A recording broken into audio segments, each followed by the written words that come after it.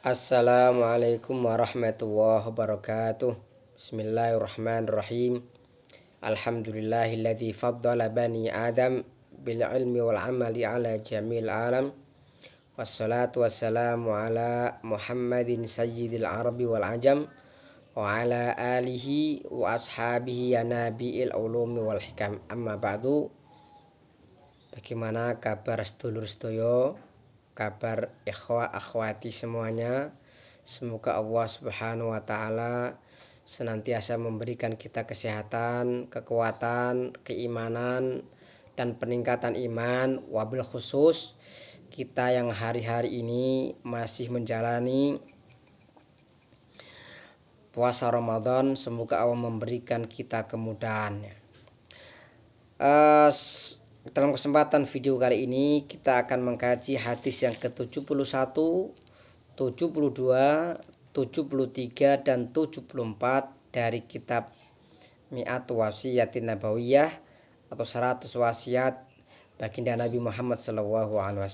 Mari kita mulai hadis yang ke-71 dengan tema karahiyahatu tamannil qital.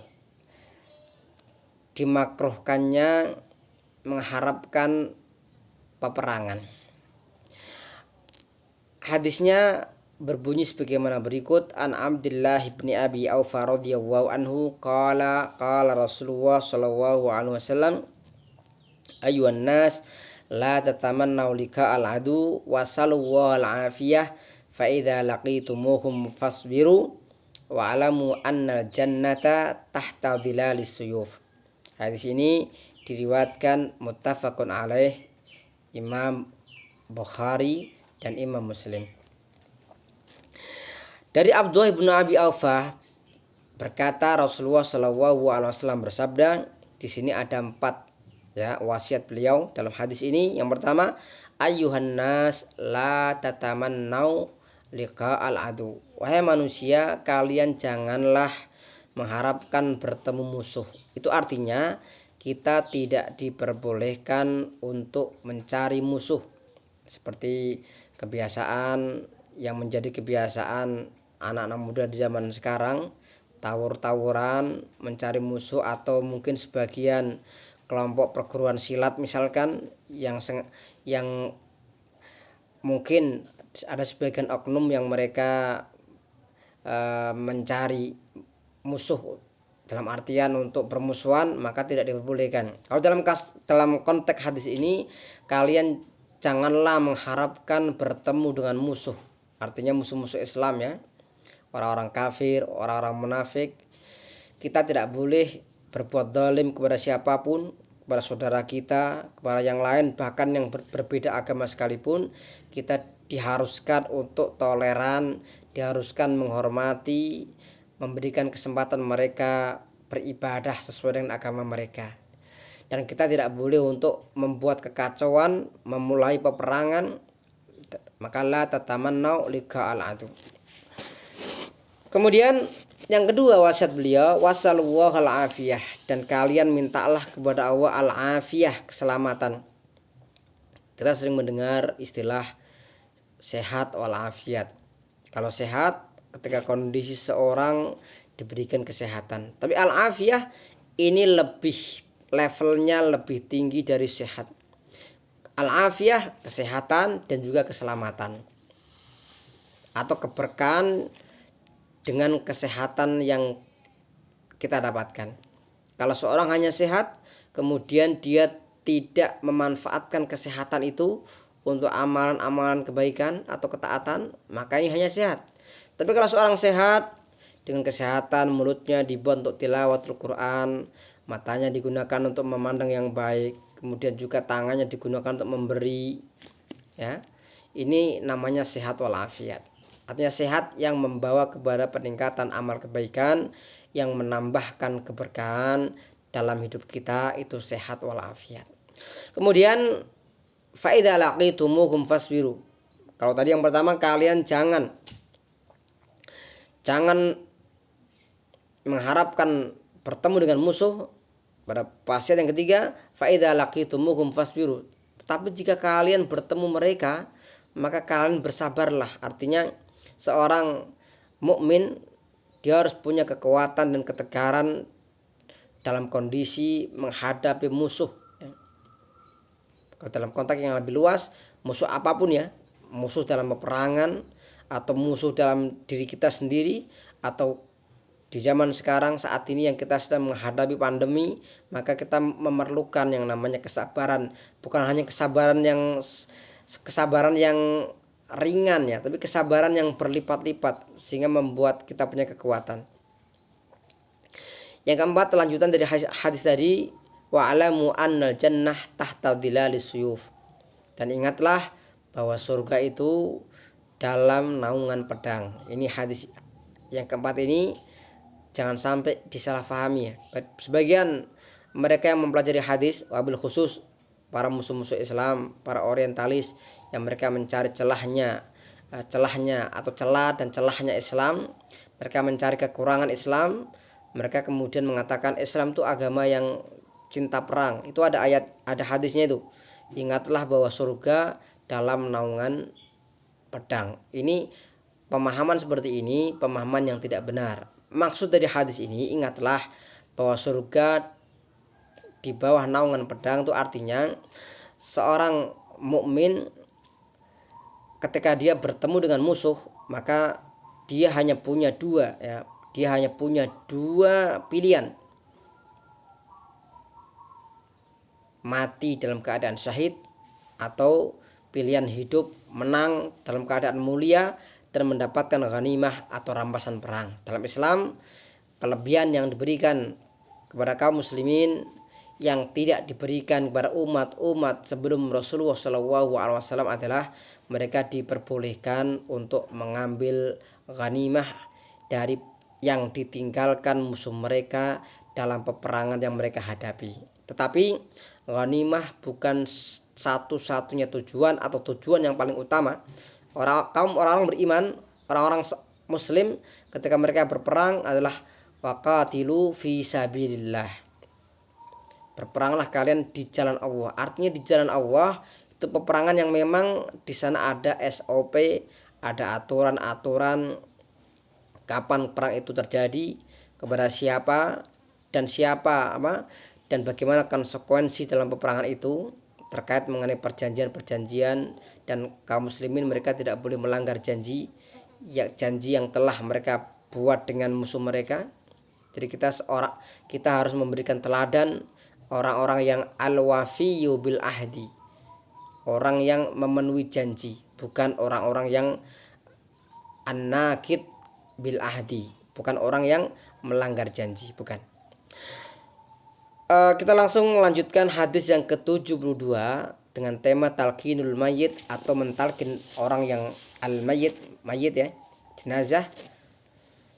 An Abi Hurairah radhiyallahu anhu qala Rasulullah sallallahu alaihi wasallam lakinu mautakum la ilaha illallah. Rasul bersabda dalam hadis Abu Hurairah yang diriwayatkan Muslim ini, lakinu mautakum, talkinkanlah. Talkin dari kata laqana yulaqinu talqinan, itu ajarkanlah kepada mautakum, orang mati kalian, la ilaha illallah, yaitu la ilaha illallah. Inilah yang kemudian menjadi sandaran kaum muslimin ketika salah seorang mereka ada yang dalam kondisi mendekati sakaratul maut, maka salah seorang mereka yang masih hidup mengajarkan, mentalkinkan ucapan la ilaha illallah. Kenapa?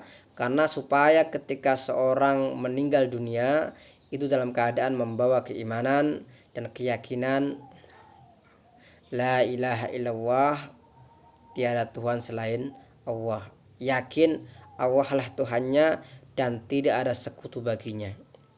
Itu adalah rahasia kenapa Rasulullah SAW memerintahkan para sahabat dan kita semua untuk mentalkin orang yang mati dengan la ilaha illallah. Pertanyaannya, apakah mautakum, mentalkin ini adalah mautakum orang yang akan mati atau orang yang telah mati? Kalau secara prinsip bahwa dalam kaidah bahasa Arab bahwa mautakum inilah bagian dari silsilah atau rangkaian dari jamak dari isim fa'il. Kalau isim fa'il itu menunjukkan akan ya. ana dzahibun ilal madrasah, saya akan pergi ke sekolah, berarti akan. Mautakum, orang yang akan mati di antara kalian. Ini yang kemudian menjadi dasar tadi saya sampaikan tadi, seorang yang akan meninggal kemudian ditalkinkan. Tapi secara prinsip bahwa seorang yang sudah meninggal, Islam memberikan 4 kewajiban ya kepada kaum muslimin, ya, menjadi fardu kifayah.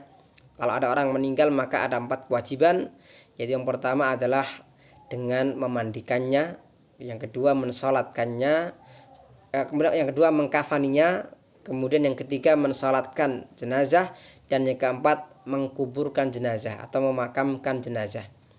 Tapi setelah 4 hal ini yang menjadi 4 kewajiban kaum muslimin, sebenarnya ada satu lagi yang tidak kalah pentingnya. Rasulullah SAW ketika sudah memakamkan seorang yang sudah meninggal, beliau memesankan kepada para sahabat dalam sebuah hadis, wasallallahu lagu tasbit fa innahul ana yus'al, yang kurang lebihnya bermakna dan mintalah kepada Allah supaya Allah berikan untuknya at-tathbita, kekuatan, ketegaran, kekokohan hati.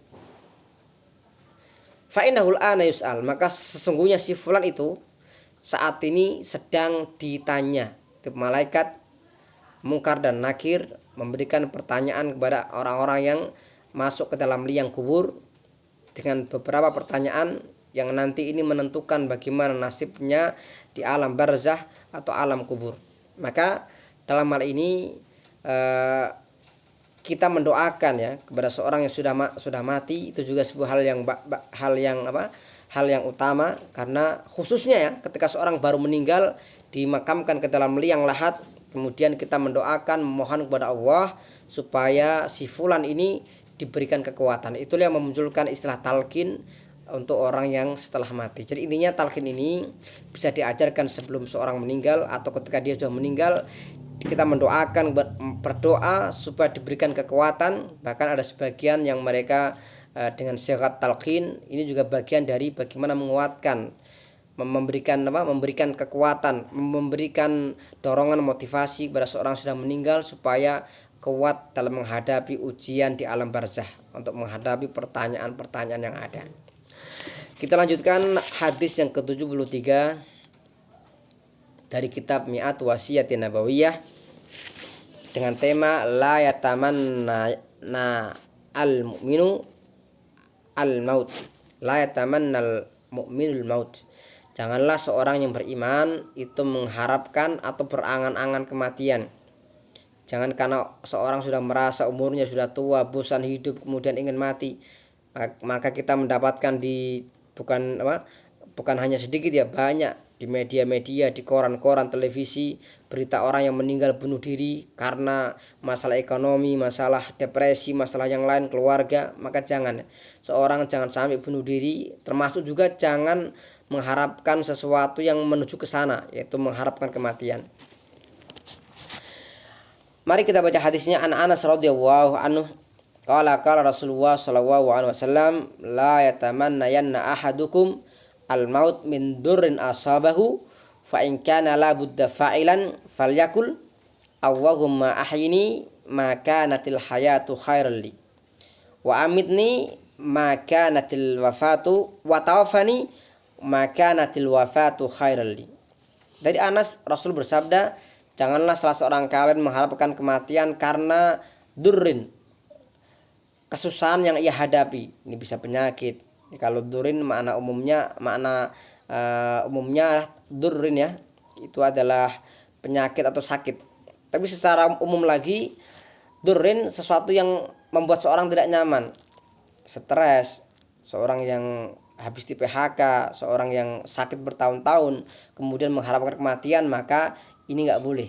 Kita tidak boleh mengharapkan kematian. Tetapi Rasul mengatakan fa in kana la budda fa'ilan, seandainya dia harus melakukan itu, artinya mengharapkan kematian, falyakul, maka hendaklah mengatakan dengan bahasa diplomatis, doa yang diplomatis, bukan langsung memohon ya Allah matikan aku, bukan, tapi doa yang Allahumma ahyini maka natil hayatu khairal li. Ya Allah, hidupkanlah aku jika atau selama kehidupan itu bagus untukku.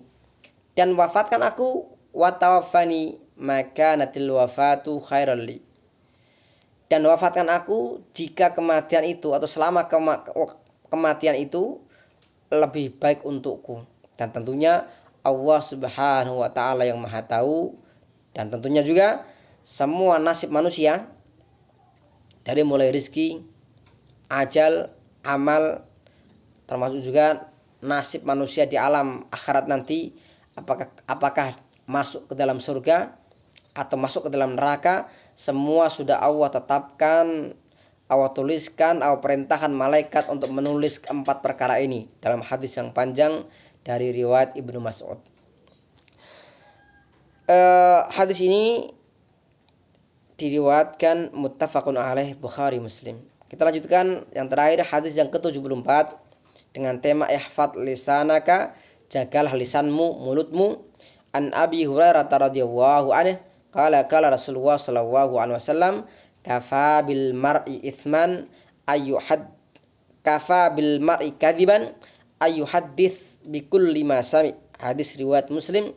Ini sangat tegas sekali Rasul menjelaskan, cukuplah seorang dikatakan seorang pendusta jika ia menceritakan segala yang ia dengarkan. Jadi ini rumus ya, kaidah.